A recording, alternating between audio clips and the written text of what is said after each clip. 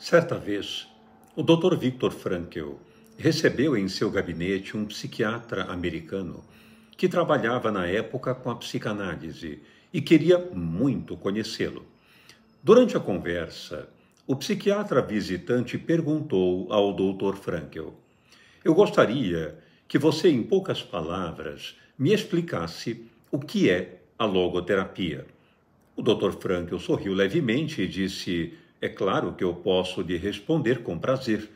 Porém, somente depois que o senhor me disser em poucas palavras o que significa a psicanálise." O seu colega, então, respondeu com muita diligência: "Bem, na psicanálise, a pessoa deita em um divã e diz coisas que são muito difíceis de dizer." E o Dr. Frankl completou: "Na logoterapia, a pessoa senta em uma cadeira ou em uma poltrona e ouve coisas muito difíceis de ouvir." Realmente, durante as sessões de logoterapia, o paciente, e eu sempre me refiro ao termo paciente, porque era justamente o termo que o Dr. Viktor Frankl gostava de chamar aqueles que o procuravam, em lugar de chamá-los de clientes. Para a logoterapia, o ser humano que necessita de um auxílio, de uma ajuda, é alguém que sofre. Ele é um homo patiens, na visão de Frankl.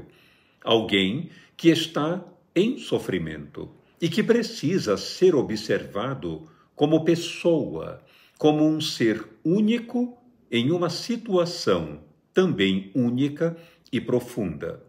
Muito bem. Então, continuando. O paciente, de fato, ouve coisas que são bem difíceis de ouvir, mas não impossíveis de praticar, é claro. E isso porque a logoterapia, sendo um modelo focado no sentido da vida e no espiritual humano, confronta o paciente com o seu ser responsável, mostrando a ele que todas as situações com as quais ele se depara em sua existência pedem a ele uma resposta de uma forma ou de outra.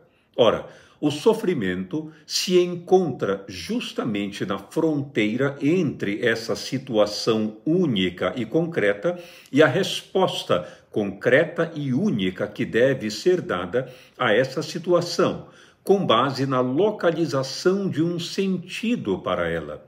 Uma vez encontrado esse sentido, a situação deixa de se manifestar como sofrimento para se tornar um desafio que precisa ser confrontado quanto possível na esfera espiritual, muito mais do que no domínio psicológico. E aí está a grande questão. É muito difícil ainda para nós aceitarmos a convocação para assumir responsabilidade, dar respostas no trânsito da nossa existência frente aos condicionamentos de natureza psicológica e orgânica, porque eles promovem nítidas restrições no campo espiritual, que é a manifestação dos fatores humanos por excelência. Pense, por exemplo, numa pessoa portadora de um transtorno de ansiedade que a faz evitar uma série de realizações importantes que ela precisa executar na sua vida. A sua vida está limitada em função do medo, ela está paralisada. Isso quer dizer que condicionamentos de natureza psicológica estão gerando graves restrições na sua manifestação espiritual. Aquele comportamento que, portanto, sai na direção de um sentido existencial, depositando valores na vida. Tudo isso está paralisado. Embora o logoterapeuta se preocupe com os sintomas e dê atenção cuidadosa à patologia do paciente, ele está muito mais interessado em ajudar o paciente a recuperar sua dimensão espiritual, onde se encontram a liberdade de distanciar-se dos seus sintomas e também a capacidade de responder a eles transcendendo-os na direção de um objetivo maior, ainda que, de certa forma, esses sintomas permaneçam à espreita, como se fossem uma companhia desagradável. Nós estamos diante, nesse caso, de duas técnicas importantes da logoterapia, que são chamadas intenção paradoxal, que está relacionada ao autodistanciamento, e também a derreflexão, que está relacionada à autotranscendência. Porém, em grande parte das vezes, encontramos os nossos pacientes muito resistentes à mudança, preferindo conservar esse comportamento evitativo, preferindo não confrontar esses temores. E esse recuo ocorre, como já disse o Dr. Viktor Frankl, em função de que o paciente necessita ouvir coisas que são muito difíceis de ouvir, porque ele é chamado a despertar para o sentido existencial. Ele é convocado a viver na sua condição mais humana possível. E em lugar de dar atenção ao seu sintoma, em vez de permanecer ensimesmado no seu desconforto, ele precisa aprender a ir na direção dos apelos da vida.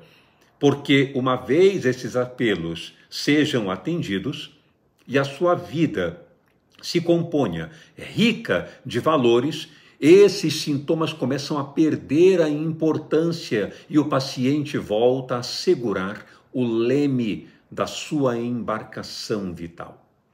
E você? Está preparado ou preparada para ouvir coisas que são difíceis de ouvir, mas que vão auxiliar muito você a exercer a liberdade espiritual que está aí na sua dimensão noética e que vai lhe proporcionar as asas de que você necessita para sobrenadar o mar encapelado dos seus sintomas e descortinar as belezas de uma vida repleta de sentido?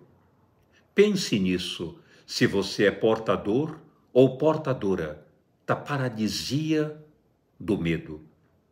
Vale a pena continuar evitando ou vale a pena ir na direção do sentido da sua vida? Pense bem. Um grande abraço.